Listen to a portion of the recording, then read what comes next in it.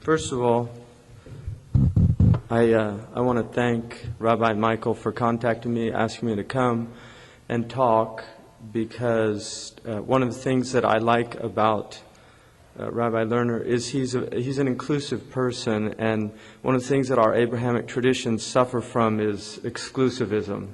Many of the peoples that adhere to Abrahamic teachings, whether they be Jews, Christians, or Muslims, tend to see themselves as having some monopoly on the truth. And monopoly on the truth, as far as any real Abrahamic tradition would say, would be God's alone. And that's why arrogating the voice of God to oneself is probably the most dangerous and really the capital sin of people that claim God, to arrogate that voice. God, if we accept or even assume the possibility that He did speak, or the divine spoke through these revelations of the Old Testament or the Older Testament, the Newer Testament, and then the Quran, which each one has their claim. If we do accept that, there's certainly God has many voices. And to claim any one voice to be the exclusive voice of God is a very dangerous thing to do. But unfortunately, it's something that we tend to fall into. Human arrogance is a major problem. Pride is actually, interestingly enough, in Mount Purgatorio, in Dante's Purgatorio, pride is at the bottom. It's where you begin. You can't even start ascending the mountain. To get lust is the last one, by the way. But you can't even start ascending that mountain of purifying oneself until pride is dealt with.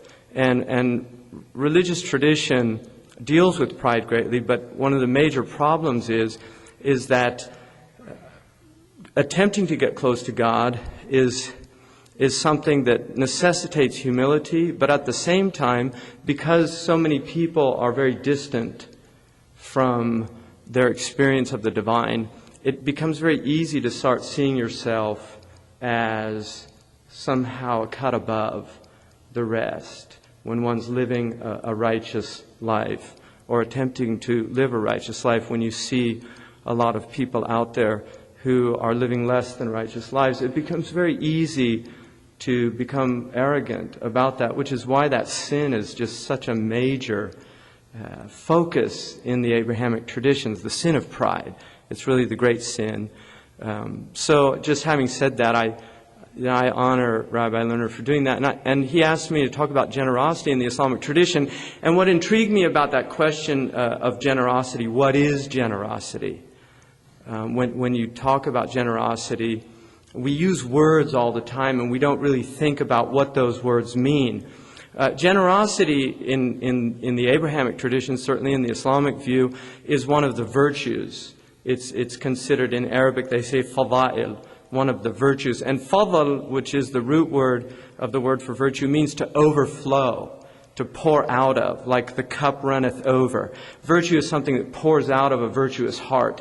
And generosity is a virtue, but if you really look, this is called generosity, Generous Sunday. The virtue of generosity is not a cardinal virtue in the Islamic tradition, and it's neither in the traditional Christian, and many of the Jewish ethicists would agree with this also. The cardinal virtue is actually courage. Generosity is actually considered a branch of courage. And the reason for that, people say, well, how is generosity related to courage? The reason people aren't generous is fear. That's really what's going on all over this planet. I mean, we're in this incredible zone of fear. And one of the things about humans, we are unique in our fear. We don't, as far as we know, there are no other species out there that have developed anxiolytic drugs like Valium to reduce fear. Jesus said if you had faith, you would go out like the birds in the morning and come back satiated in the evening. Birds are not anxious about losing their job. They don't really. They don't have 401k plans. They're not worried about what's going to happen when they get old. Who's going to look after them? But humans are. We're filled with fear. And one of the interesting things about our religious traditions is that they're actually designed to alleviate fear. I mean, that's what's so stunning about them, is that they're designed to teach people how to trust. And trust is difficult, especially when you've learned the bitter lesson of being betrayed. I mean, how many people were born into families in which that sacred covenant of parent-child relationship was betrayed because the mother was an alcoholic, or the father was abusive, or they abandoned them, or whatever reasons. Everybody has their stories and their experiences.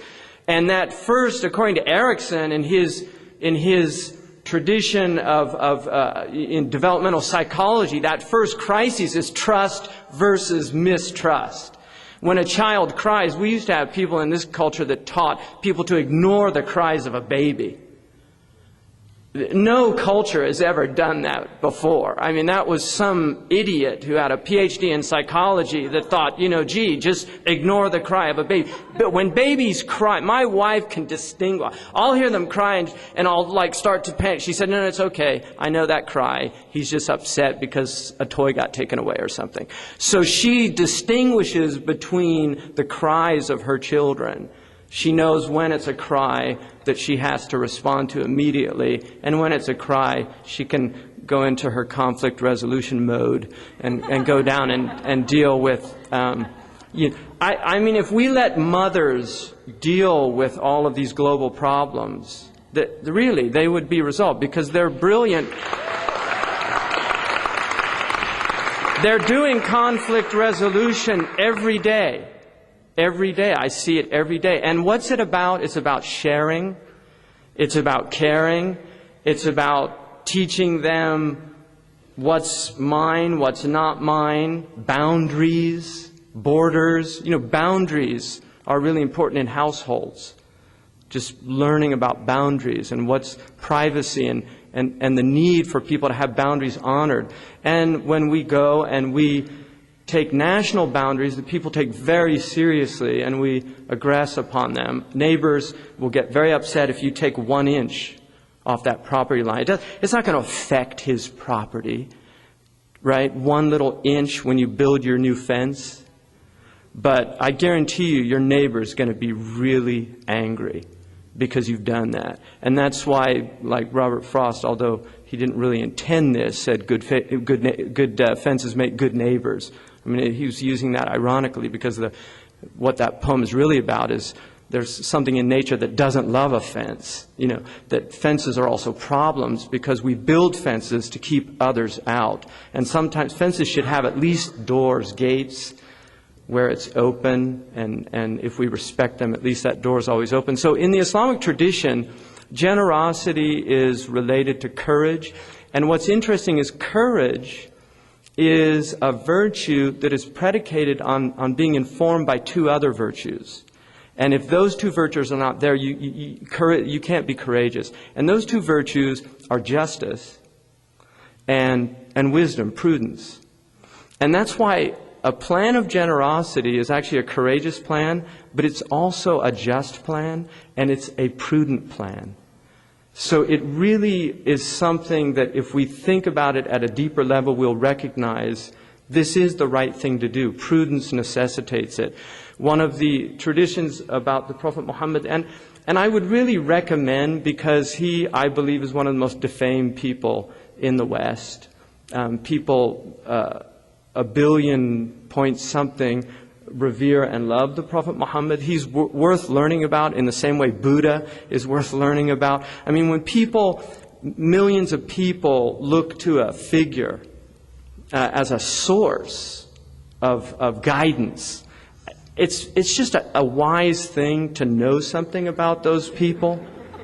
Really, because it helps you, to know something about Moses, about Jesus, about Muhammad, about Buddha, about Lord Krishna. All of these traditions help us understand each other better.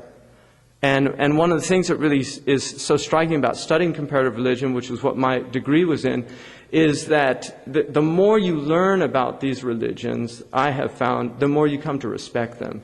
That denigrating the religions, and I've been in my share of exclusivist tradition, because when I first became Muslim, that is the type of Islam that I was introduced to. So I've been through my share, so I know how it is to look through the exclusivist eyes. It's very easy to do. It makes the world very simple. All the grays are removed. Black and white are easy colors to negotiate. So it's very easy, but when you begin to look at the nuances of our traditions, what you really find is that they're deeply compatible at those most basic fundamental levels, because they are teaching universal truths, and they would not resonate in the millions of hearts that they resonate in if that was not true. Cults do not last. They don't. They die out. You have cults, and you have cults within universalist traditions. There's no doubt about that. There are cults within Christianity, within Islam, within Judaism, within Hinduism. You will have that cultic phenomenon because it's part of the human condition. But the essential truths are universal truths that ring true for millions of people. The Prophet Muhammad said, human hearts were made to incline to love those who do good to them. That is a statement about human nature, that human hearts incline. Hearts are made to love those who do good to them. And I have traveled all over the world. I've lived in the poorest countries on the earth. I lived in Mauritania. I lived with Bedouin in the Sahara. And what I've noted is, if you treat people with dignity, they tend to reciprocate. I have rarely found that principle to be not true. Every once in a while you meet people that just, they've got a problem, and you're not the problem, you just happen to be the object of the problem at the time. But there are people out there like that, and you're going to find them. But being honoring people, and the word in Arabic for generosity, there are actually several words. The Arabs are very generous people, even with giving the word generosity different words. The Arabs, one of the words that they use, and the most important one, is called karam. And the word karam, the root of it, karama, means to be honored. And karama, which is human dignity, is the same word for generosity. So honoring people is being generous to people. And when you're generous to people, you're honoring them. In the Islamic tradition, 2.5% of your wealth, your standing wealth, not income tax. Income tax was actually considered in the Islamic tradition to be oppressive. But there is a capital tax of your wealth every year, which is your standing wealth that one entire year has passed over and that wealth was there. You're obligated to give to the poor 2.5% of that wealth, every Muslim. Farmers and pastoral people are obligated to give 10 to 5%, depending on their circumstances, of their agriculture and their livestock to poor people. Now, the reason for that, according to the Islamic sages who commented on the Quran, was in order to remove resentment from the hearts of people. Because wealthy people get wealthy off the backs of poor people. And if you do not give back, it creates resentment. And in creating resentment, you create social instability. And so it's actually in the best interest of the wealthy people. This is prudence. It is in the best interest of the wealthy people to give back to those communities. And this is one of the problems, and I really hate this about, there's a whole slew of, there's a book out right now about the power of being nice. And it's all about, if you're nice, you're going to make more money. You know, I'm so troubled by that philosophy, by that mentality, because I don't want to be nice for an ulterior motive. I want to be nice because that is what it means to be human. That part of humanity is just being good to other people. And that is the majority of people. If you walk around, the majority of the people, you ask them for time, they'll look at their watch. And they'll give you the time. That's an act of kindness. You know, I was at a gas station. I didn't have my wallet. I ran out of gas. I went in and I asked a man, can you loan me. I'll bring the $2 back. I just need $2 to get. And he gave me the $2 from his own pocket. He's working behind the thing. That was it. He could have said, no, I can't do that. And that's happened to me before. I mean, I went to a bank the other day to ask for change for 20. I'm sorry, are you a customer here? I said, no. And she said, well, we can't unless you're a customer. I said, well, gee, won't think about becoming a customer, will I, with that kind of attitude? So I left the bank, and I'm never going to go to that bank, right? So that's just bad policy. Hence those books. Being nice is going to help your business. But, I went across the street and asked for a change for 20. And this lady smiled and gave me, I wanted to sit down and have a cup of coffee just because she gave me change for $20. That's what it does to hearts. You actually feel good about people that do good to you. So in giving the 2.5%, there's a hadith of the Prophet Muhammad. He said, the hand over is better than the hand under, meaning the one giving is better than the one taking. With charity, when you're giving your zakat, what you owe, this isn't like extra charity. This is a tax that is to be given, and it's a right of poor people. It's not, so you're not doing them a favor. It's something you owe those poor people. In the books of Islamic jurisprudence, you're supposed to offer it with your hand under so that they take it over. Because they are doing you the favor. You're not doing them the favor. They are doing you the favor by enabling you to purify your wealth. Because the word zakat means to purify in Arabic. And the idea is that in accruing wealth, you will accrue wealth that is not healthy money. There's a percentage that's just going to be dishonest, or there was some. And that, giving back to those poor people, is a way of purifying your wealth. The same root, zakat means to grow. So it actually helps your wealth grow. The word in Arabic for being a miser, mumsik, is the same word for constipated. Right? Really, it's the same word. The word for pure gold is the same word for meconium stool, which is the first stool a child has. Right, in Arabic, iqi, which it means pure gold. It's the same word for a baby's crap. Right? Because that is ultimately what wealth is. It's fertilizer. You spread it around, and wonderful things come forth from the earth. You keep it all in one place, and a foul stench emanates from it. And that's the nature of this wealth that we've got. We've got a handful of people that are controlling the majority of the world's wealth. And it's absurd, it's obscene, and ultimately it's creating immense social instability. I'm on the C100, so I go to the World Economic Forum, and I've been doing that for 6 years. So I've been around a lot of these people, and I don't like divides of left and right. I really don't. I don't want to be designated as left or right, because I just feel like we need to get out of those paradigms. Anybody who studies social psychology will know that people do those automatically. It's not about choice. It's really about social programming. It's the way we've been designed. And once you realize that, there's something absurd about partaking in that type of stupidity, of just falling on one side or the other. Should it be 1% or 2%? People will always do that. And what we really need to do is elevate people to get out of these paradigms. These are paradigms that are really causing an immense amount of problem for us on this planet, in this country.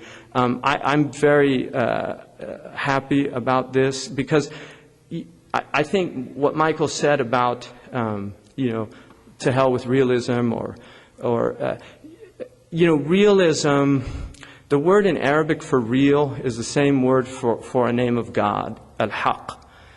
God is real. And another word for God is al-Kareem. There's 99 names in the Islamic tradition. Al-Kareem means the generous one. And in the Quran, there's a verse, and it really is, it's a question. It's in a sense a rhetorical question, but it says, Ya ayyuhal insan, ma gharraka bi rabbika al-Kareem. O human being, what has deluded you about your generous Lord? What has deluded you about your generous Lord? Why aren't you recognizing the generosity of what's been created for you? And one of the commentators of the Quran said that God gave the answer in the question. It's your generosity that has deluded us. You've been so overwhelmingly generous. we become ungrateful. Do you know, there's so much abundance out there. There's so much to be thankful for. And people tend to forget that. Well, right now, we're erring on the other side. We're not being generous enough. And people are suffering from realism.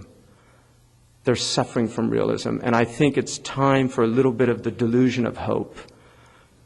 You know, just the delusion of hope. Because even rats, you know, they've done these experiments of rats and timing. I mean, it's amazing who thinks of these things, but just timing how long a rat can survive swimming in a pot of water before drowning. And so they'd find it on average was about 7 minutes. So what they started doing, about 6 minutes and 50 seconds, they would pull them out. And what they found is that the rats that were pulled out would actually end up trying longer and breaking those records of going on 10, 11 minutes because they were thinking that they were going to get pulled out. So we need to give people hope because there's a lot of people drowning out there right now, and they just need hope. So thank all of you.